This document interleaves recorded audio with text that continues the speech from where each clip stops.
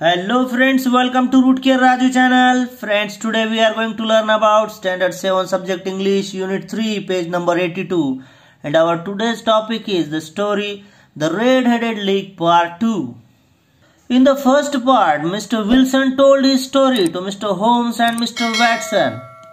He told that how the Red-Headed League did a prank upon him. The whole thing was a mystery and he was confused. He heard lot of about Mr. Holmes and so he came to Mr. Holmes to want his help. Mr. Holmes listened all his story and decided he will give his opinion in a day or two and find out the conclusion of this matter. सर्व गोष्ट ऐकून घेतल्यानंतर mister Holmes यांनी conclusion काढण्याचे ठरवले. आता दुसऱ्या भागामध्ये आपण सुरुवात करत आहोत. पहिल्या भागात सर्व स्टोरी आपल्याला दोन भागामध्ये विभागलेली दिसते. सुरुवातीला मिस्टर वॅटसन हे नॅरेटर म्हणून निवेदक म्हणून आपल्याला दिसतात आणि त्यानंतर मिस्टर विल्सन ही स्वतःची स्टोरी सांगतात. दुसऱ्या भागामध्ये आपल्याला doctor Watson's account doctor Watson ही आपली पुढील स्टोरी चालू ठेवणार आहेत. Well Watson, what do you think of it all? Asked Mr Holmes after Mr Wilson had left. Mr Wilson निघून गेल्यानंतर शेरलॉक होम्स यांनी आपले मित्र वॅटसन यांना विचारले की या सर्व गोष्टीबद्दल तुला काय वाटते? I make nothing of it, I अँसर्ड frankly. आता या ठिकाणी आय म्हणजे मिस्टर वॅटसन साठी आलेला आहे, ते स्वतःबद्दल सांगत आहेत. I make nothing of it म्हणजे मला काही समजत नाही असे ते निसंकोचपणे उत्तरले. Holmes sat silently for some time and then invited me to go out with him. Sherlock Holmes थोडा वेळ शांतपणे बसले आणि त्यानंतर त्यांनी मला म्हणजे डॉक्टर वॅटसनला बाहेर सोबत जाण्यासाठी निमंत्रण दिले. We went to the square where Mr. Wilson had his shop. आम्ही त्या चौकामध्ये गेलो जिथे मिस्टर विल्सन यांची दुकान होती. स्क्वेअर म्हणजे चौक. Holmes observed the area carefully. Sherlock होम यांनी तो संपूर्ण एरिया काळजीपूर्वक पाहिला कारण ते त्यांच्या सूक्ष्म निरीक्षणासाठी ओळखले जातात. There were many shops and offices in the square. त्या चौकामध्ये बरीचशी दुकाने आणि कार्यालय होती. And a bank just behind Mr Wilson shop. आणि एक बँक बरोबर मिस्टर विल्सनच्या दुकानामागे होती. Holmes spend some time outside the shop. Holmes यांनी थोडा वेळ दुकानीच्या बाहेर व्यतीत केला. And thumped upon the pavement 2 or 3 times.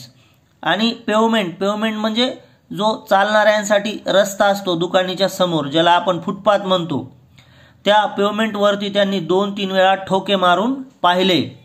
Finally he knocked on Mr Wilson's door. शेवटी त्यांनी मिस्टर विल्सन यांच्या दारावरती थाप मारली. A young man open the door. एका तरुण व्यक्तीने दरवाजा उघडला.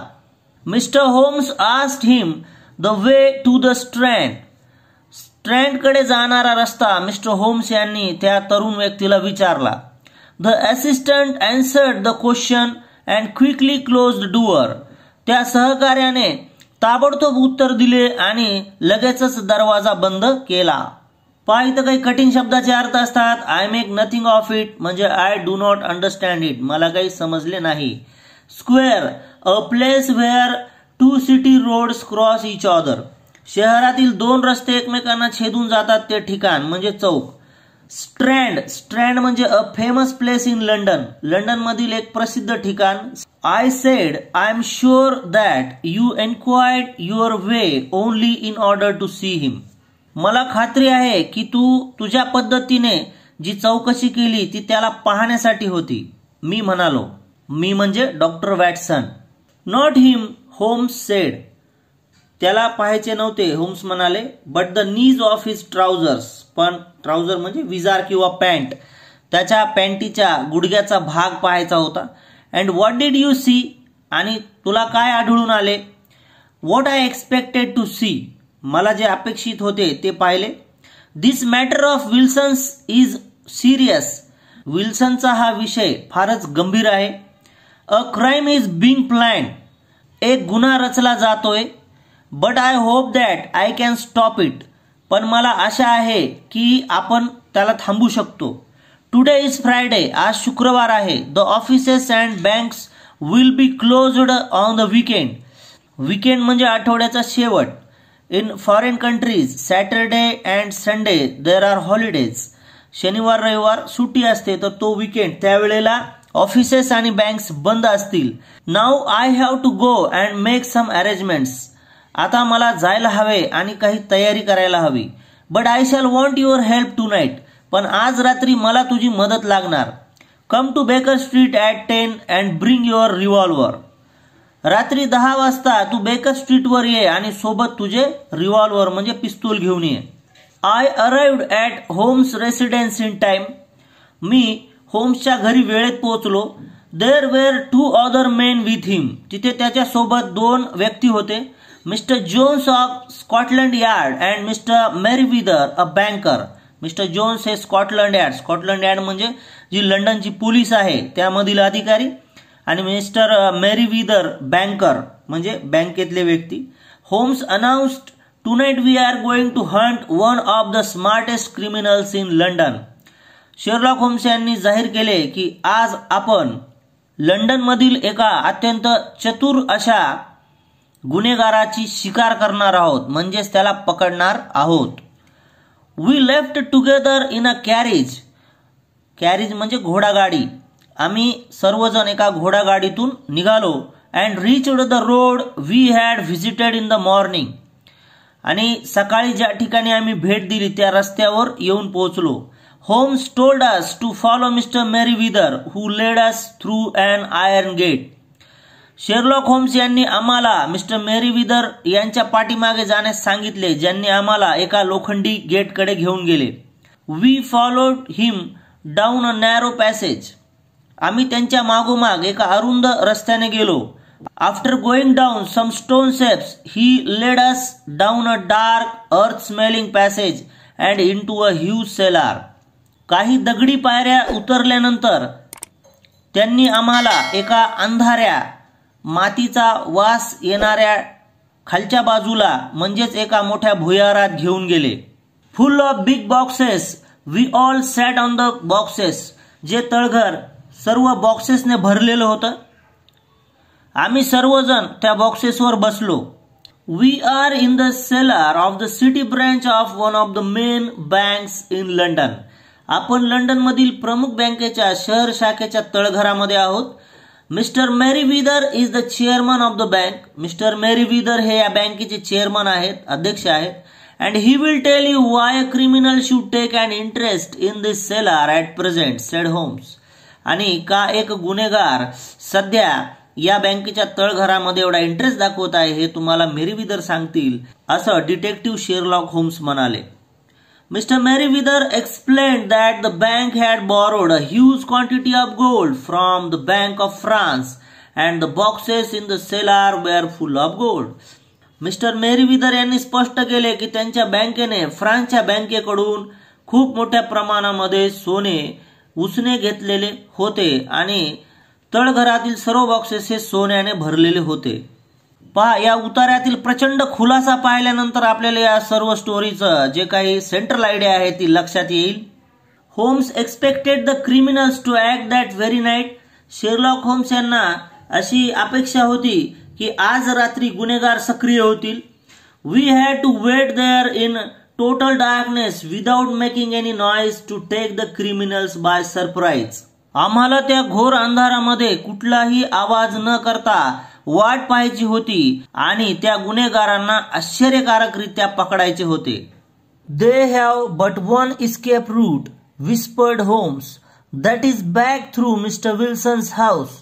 I hope that some men are waiting at mister Wilson's door, mister Johne's.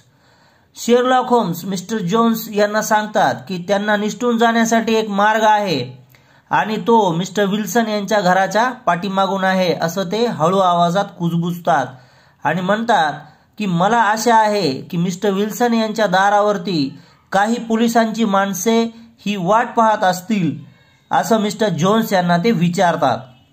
I have an inspector and 2 officers waiting at his door. यावर मिस्टर जोन्स म्हणतात की एक inspector आणि इतर 2 पोलीस अधिकारी हे मिस्टर विल्सन यांच्या दाराजवळ तिथं वाट पाहत थांबलेले आहेत. Then we have stopped all the holes. Now we must be silent and wait. आता आपण चोरांना निसटून जाण्याचे सर्व मार्ग बंद केलेले आहेत. आता आपण फक्त शांत राहायचं आणि वाट बघायची, असं मिस्टर शेरलॉक होम्स म्हणाले.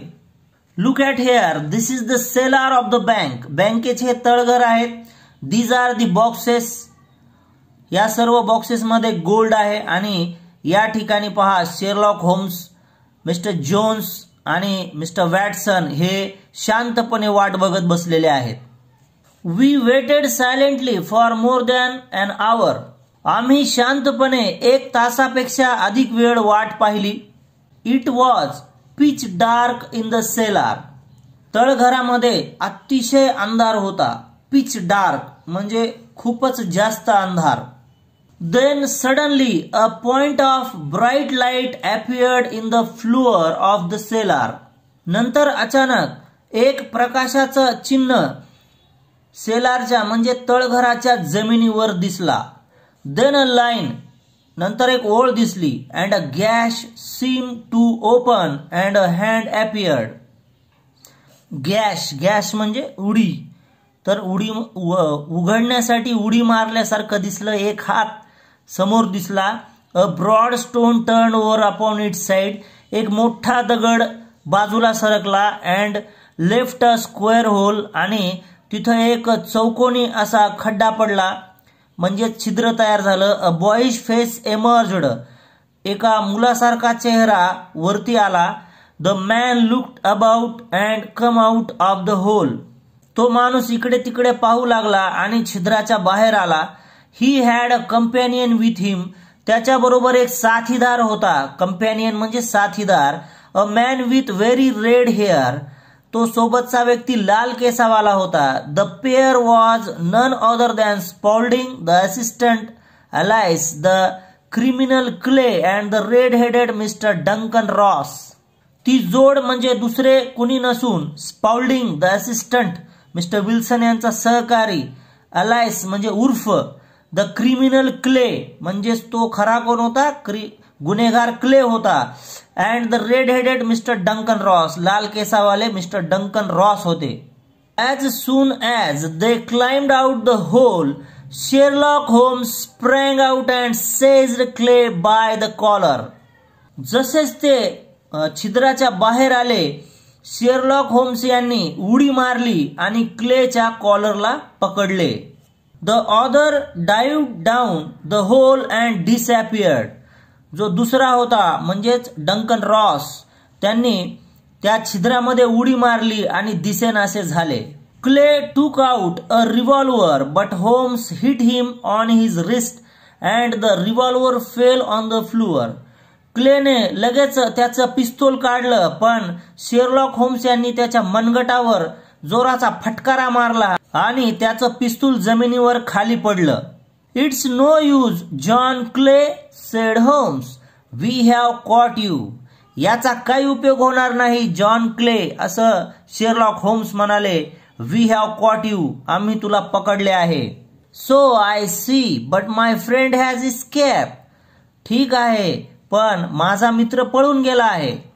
Homes replied, he can not escape. There are 3 men waiting for him at the other end.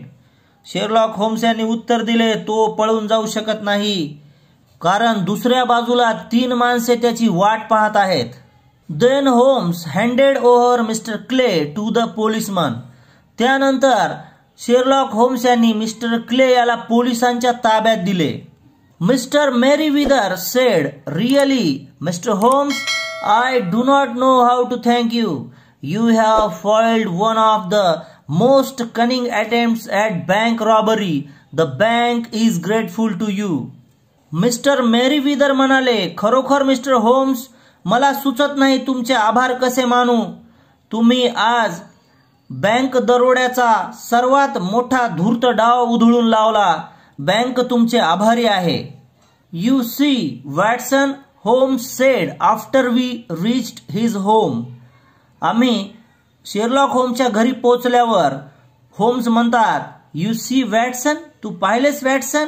It was obvious from the first that the only possible object of the strange advertisement and the peculiar job was to get mister Wilson away from his shop for some hours every day. हे सुरुवातीपासूनच उघड होते की एक त्यातील शक्य बाब म्हणजे ती अनोखी जाहिरात आणि ती विशिष्ट नोकरी जी मिस्टर विल्सन यांना मिळाली होती ती त्यांना दररोज त्यांच्या दुकानीपासून काही तास दूर ठेवण्यासाठी होती. The red headed league was a clever idea. म्हणजे लाल केसावाल्यांची संघटना ही अतिशय चतुर कल्पना होती. In Mr. Wilson's absence, Clay and his red-headed companion wanted to dig an underground tunnel from Mr. Wilson's house to the bank. Mr. Wilsonच्या गैरहजेरीमध्ये Clay आणि त्याचा लाल केसावाला साथीदार हा मिस्टर विल्सनच्या घरापासून बँकेपर्यंत जमिनीखालून एक भुयार खणू इच्छित होते. Then they would be able to enter the bank and steal the gold without breaking open the doors of the bank. नंतर त्यांना बँकेचे दरवाजे न तोडता किंवा दरवाजाच्या बाजूने न येता त्यांना बँकेत शिरता आले असते आणि सोने चोरता आले असते. Using the tunnel they entered the cellar.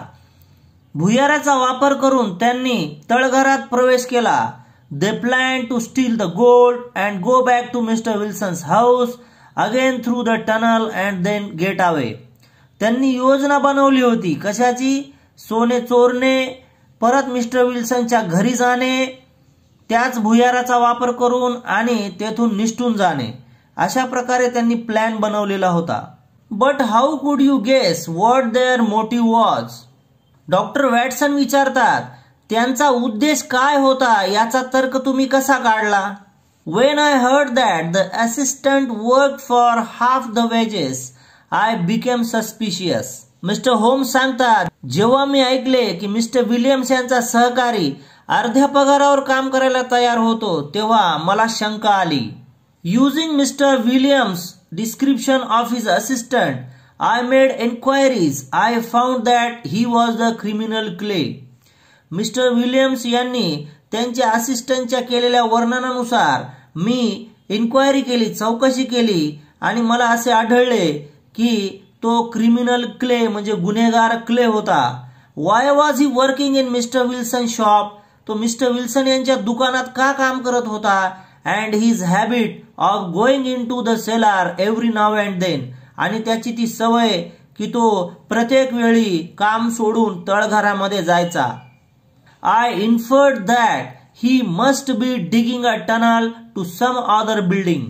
मी अनुमान काढला की नक्कीच दुसऱ्या इमारतीमध्ये जाण्यासाठी तो भुयार खणत असावा.